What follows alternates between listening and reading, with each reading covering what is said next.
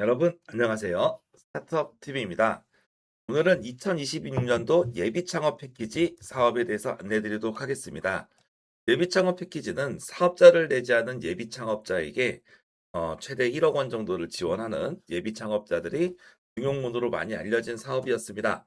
26년도에 들어와서 많은 내용이 바뀐 결과 해당 내용에 대해서 여러분들에게 말씀드리고자 하겠습니다. 예비 창업 패키지 사업 또한 26년의 정책 방향과 함께 변화의 포인트들이 있는데요. 한번 같이 알아보도록 할게요. 제가 알기로 예비 창업 패키지 사업을 준비하시는 분들이 상당히 많이 있습니다. 많이 있는데 생각보다 좋은 소식보다 어려운 소식이 조금 더 있어서 마음이 썩 좋진 않습니다. 한번 처음 하시는 분들을 위해서도 사업 내용을 보겠습니다. 혁신적인 기술과 사업 모델을 보유한 예비 창업자의 성공 창업을 지원한다라고 되어 있는데요.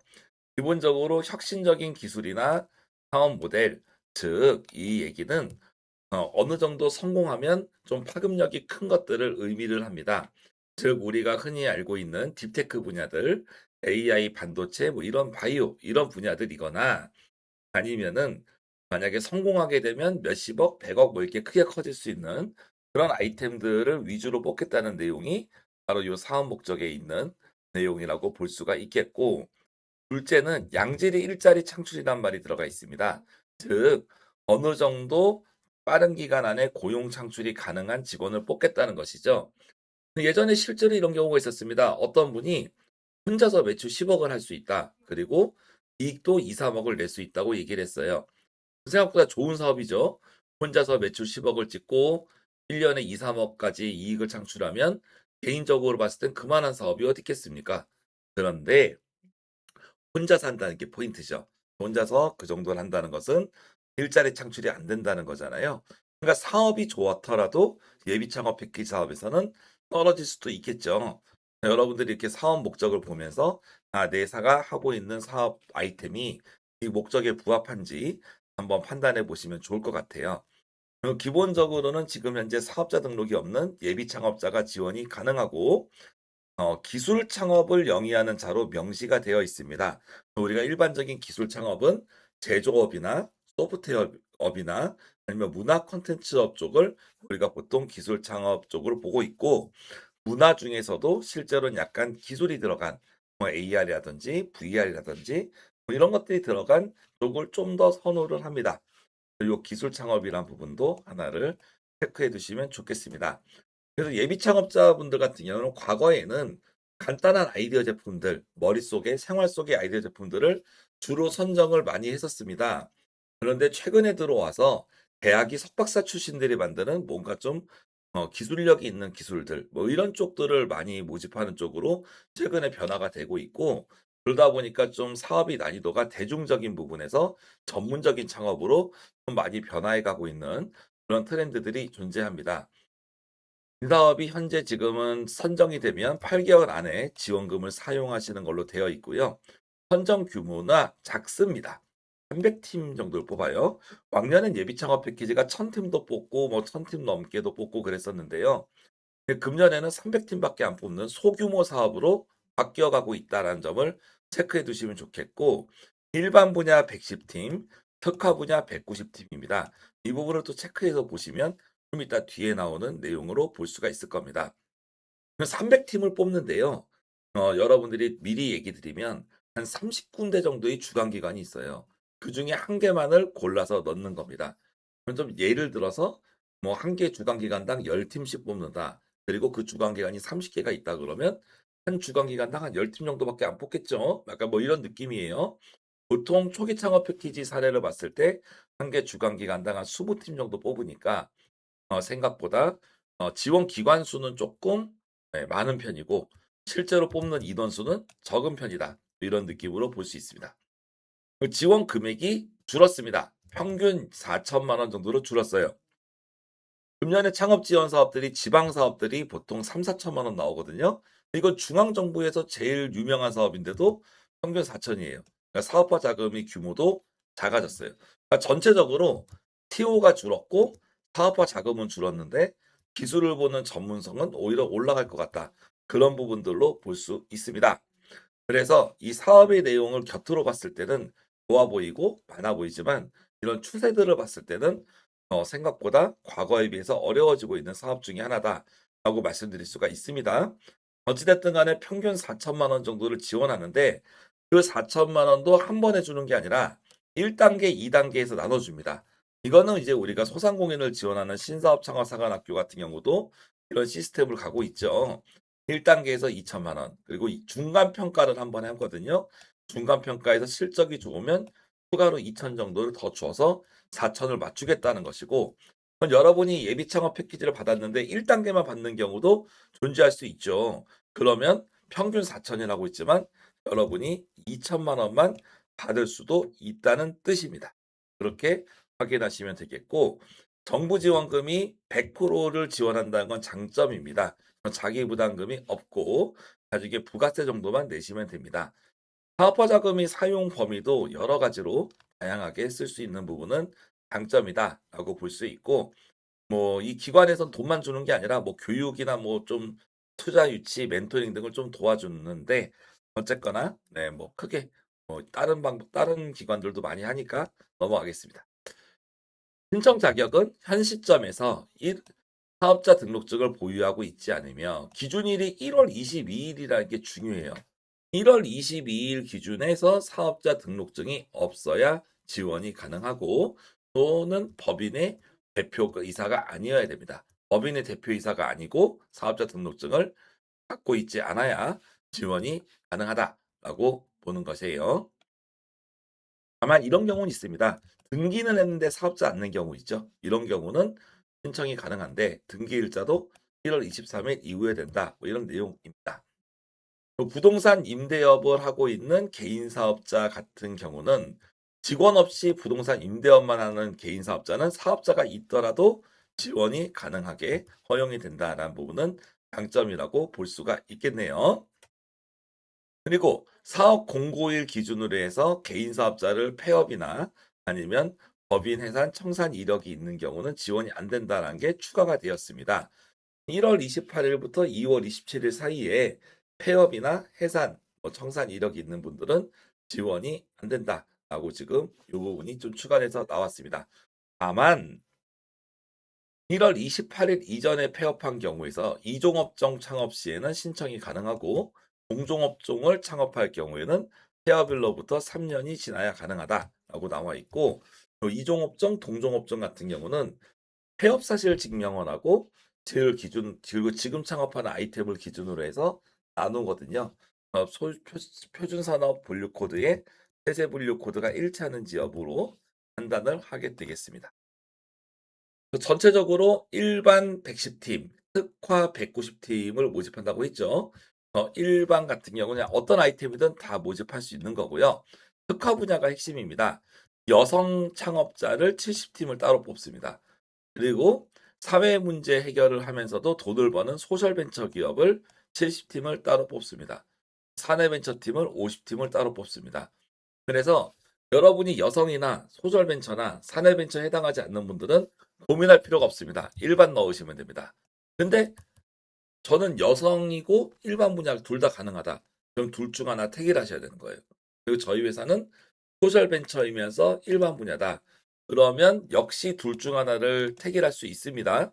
예를 들어서 폐플라스틱을 재활용한다라고 하면은 일반 분야의 환경 에너지로도 가능하고, 폐플라스틱 재활용 자체가 또 사회 문제이기 때문에 소셜 벤처도 가능하거든요. 두 개 다 가능하죠. 개인적으로 그런 아이템들은 소셜 벤처가 좀 더 용이하다라고 좀 말씀을 드릴 수 있습니다. 꼭 그런 건 아닌데요. 대개의 경우 소셜 벤처와 일반이 중복될 때는 소셜 벤처가 보통 좀 유리한 경우가 많이 있어요. 근데 일반하고 여성은 이건 모릅니다. 여러분들이 선택하셔야 되고, 옛날부터 많은 분들이 내가 여성이니까 여성이 지원이 낮겠지라고 했는데 절대 그렇지 않은 경우가 많았어요. 네, 그래서 어, 사내 벤처는 워낙 별도니까 이거는 따로 하시면 될 것 같고요. 신청 제외 대상은 지금 현재 체납이나 연체가 없어야 된다. 네, 그냥 일반적인 내용이죠. 연체나 체납이 없어야 되고, 과거에 파산 면책을 하신 분들도 확정되신 분들은 지원이 가능하다는 예외 조항이 있습니다. 이런 내용들 한번 쭉 보시고 중도 포기자분들은 옛날에 예비 창업 패키지를 받았는데 중도 포기하신 분들은 뭐 예외다 뭐 이런 내용이 나와 있고 한번 쭉 읽어보시면 좋을 것 같아요. 전체적인 내용들 읽어보시고 중요한 거는 접수 기간인데 3월 24일 4시까지 접수를 마감을 받으니까 아직 시간은 조금 여유로운 편입니다. 반드시 예비 창업자 본인이 신청해야 되는데 가장 어려운 거는 한 개의 주간 기간을 선택해야 된다는 뜻이죠. 그러니까 한 개의 주간 기간 선택하는 건데 주간 기간이 뭐가 있냐? 그래서 저는 그게 좀 이번 예비 창업 패키지가 안 그래도 어려워졌습니다. 왜냐하면 티오가 많이 줄었기 때문에. 근데 주간 기간까지 선택하는 건 솔직히 이거는 제가 봤을 때는 이 사업이 좀 가혹하다라고 생각합니다. 제가 별로 원래 정부 사업에 대해서 크게 비판하는 성과는 아니거든요. 근데 좀 가혹한 이유가 있어요. 그 설명을 좀 드려보면 그냥 나머지 좀 먼저 설명드리고 할게요. 신청 같은 경우는 서류가 뭐 크게 어렵진 않고요. 그리고 서류 평가를 통해서 멘토링 한번 해주고 발표 평가에서 선정됩니다. 이런 것도 뭐 일반적으로 뭐 크게 어려운 사항들은 아닙니다. 그럼 가점 사항들 있으면 체크하셔서 가점하시면 될 것 같고요. 뭐 이런 내용이에요. 중간에 사전 인큐베이팅 과정이 있는데 서류 평가를 통과했을 경우 이때는 탈락을 여부하는 건 아니고 중간에 한번 좀 전문가의 멘토링을 통해서 좀 도와준다고 합니다. 그런 느낌으로 좀 보시면 되겠어요. 그리고 선정을 했을 때 뭐 이제 예비 창업자를 이렇게 선발을 하게 되고요.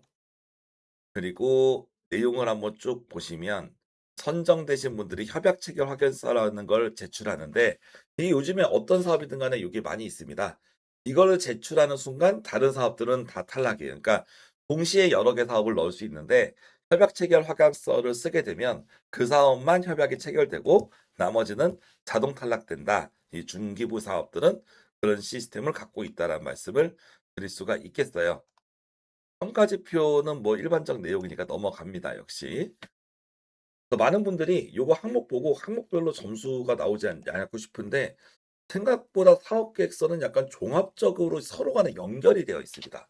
어떤 아이템이 그런 고객이 갖고 있는 어떤 페인 포인트가 그리고 우리가 만들고자 하는 아이템 그리고 이걸 어떻게 팔 것인지 그리고 개인의 이력이 따로따로 독립적으로 나눠서 평가할 수 있는 게 아니라 실은 하나로 이렇게 엮여 있거든요. 일관성들이 있어서 있다 보니까 어떤 분들은 이걸 나눠서 이건 1과목, 2과목, 3과목, 4과목처럼 영어 듣기, 무슨 영어 독해 이런 것처럼 나눠서 하면 되는 거 아니냐고 생각하실 수 있는데 그렇지는 않고 전반적인 사업 계획서의 밸런스가 또 오히려 중요할 수 있다라고 말씀드려요. 그래서 너무 이런 평가 지표가 있지만 너무 지표에 맞게만 정답을 쓴다고 해서 뭐 그렇게 쓰는 방법은 그렇게 아주 이뻐 보이지는 않습니다. 그냥 네, 썰이 길었네요. 아무튼 어찌됐든 간에 여러분이 3월 24일까지 되면 4월에 평가를 해서 5월에 협약을 하게 된다라고 볼 수가 있습니다.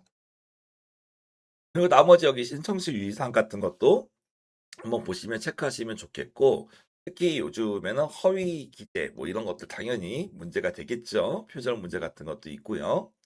사업계에서 표절 뭐 이런 것도 당연히 문제가 됐습니다. 그렇기 때문에 가능하면 꼼꼼히 여러분이 생각과 아이디어를 추가하셔서 쓰시면 바라겠습니다. 그리고 요즘 AI를 써도 너무 AI에 티가 나면 안 되잖아요. 그래서 AI를 참고로 하되 마지막 탈고하실 때는 여러분들이 의견을 가지고 좀 더 디테일하게 수정하시는 것을 좀 권장을 좀 드립니다.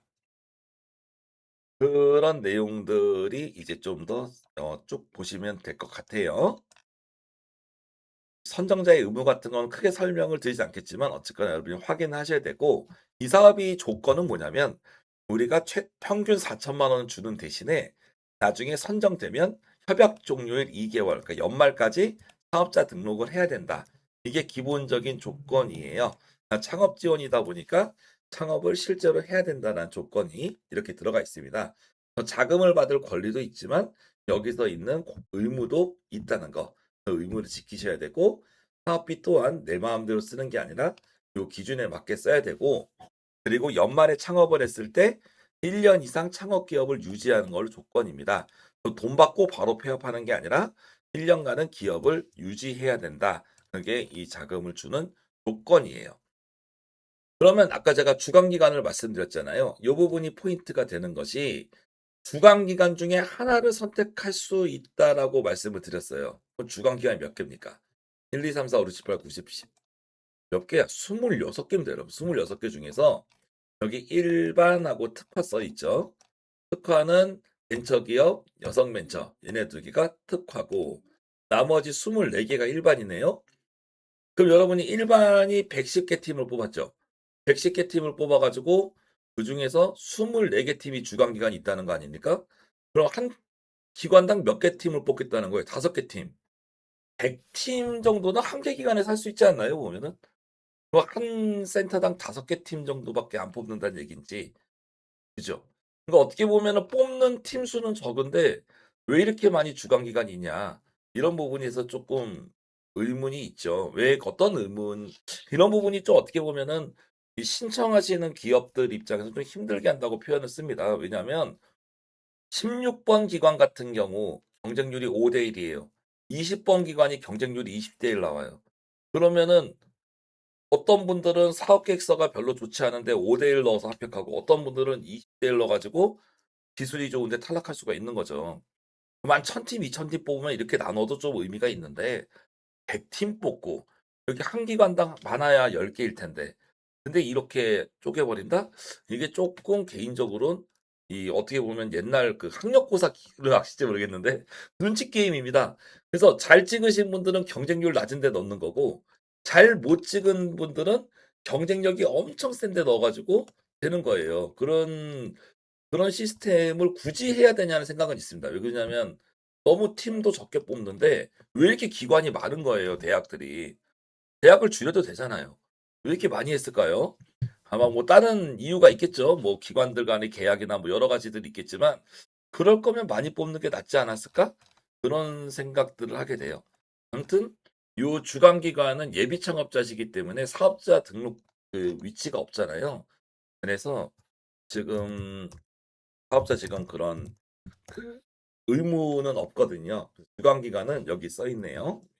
한 개의 주간 기간만 신청 가능하다고 나와 있지 않습니까? 그러니까 여기서 복불복이 있는 거예요. 누구는 경쟁률 3대 1, 누구는 경쟁률 20대 1. 그 20대 1 하신 분들은 얼마나 억울해요. 1년에 한두 번 뽑는데. 그죠? 이런 부분은 나중에 좀 정부기관에서 좀 개선을 해 주시는 게 좋지 않나 싶어요. 왜냐하면 적게 뽑으면 이렇게 기관이 많으면 오히려 이 신청하는 기업들이 불이익이 있기 때문입니다. 그래서 아무튼 요런 식으로 보시면 되겠고 요 지원 제외 대상 같은 거 해당되시는지 볼 수 있습니다. 그래서 어지간하면 작년에 예비 창업 패키지가 있던 분들은 거의 이제 다시 못 넣는다.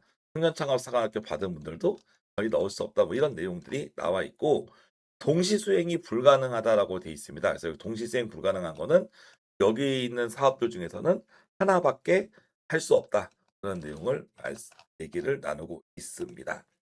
여기 있는 내용으로 전체적으로 정리가 됐습니다. 예비 창업 패키지 예비 창업자분들을 위한 아주 좋은 사업이었습니다. 그런데 몇 가지 달라진 내용들은 일단 기술이 좀 좋아야 될 것, 그리고 일자리 창출 이런 부분들이 좀 더 포인트로 들어갔고 선정 규모가 적어졌다. 그리고 일반하고 특화로 나뉘는데 특화인 분들은 조금 더 그래도 선택지가 있겠지만 일반은 정말 전쟁일 것이다. 근데 그리고 주간 기간이 너무 많아요. 일반만 해도 24개입니다. 그러니까 여러분이 넣을 때 찍기 게임이 있을 것 같다. 잘 찍으신 분들, 못 찍는 분들이 차이가 분명히 존재하고 그런 부분을 감안해서 여러분들 입장에서는 최소한 지원자 입장에서는 경쟁률이 낮고 여러분의 사업을 도와주시는 쪽을 어떻게든 잘 찍으시는 게 중요하다라고 말씀을 드릴 수가 있겠습니다. 아무튼 어려워진 예비 창업 패키지 네, 여러분들에게 좀 좋은 걸 설명드리면 좋을 텐데 그 등용문이 낮아진 것 같아서 조금 아쉽게 생각합니다.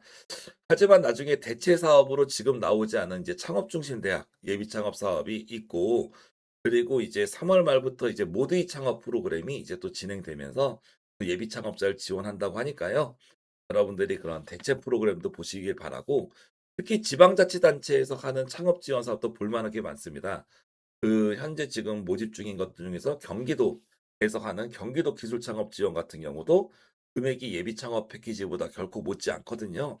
그리고 다른 지역들도 무슨 뭐 전라북도, 강원도 이런 데도 생각보다 많이 줘요. 그렇기 때문에 예비 창업자분들은 예비 창업 패키지에만 얽매이지 않는 것을 개인적으로 추천드리고, 다른 중앙기관이나 지자체도 예비 창업 프로그램이 좋은 게 많은 만큼 이 사업 하나에만 얽매이지 않는 자세를 가지시는 것을 조금 더 추천드리겠습니다. 그럼 저희는 나중에 또 좋은 사업 정보로 찾아뵙겠습니다. 감사합니다.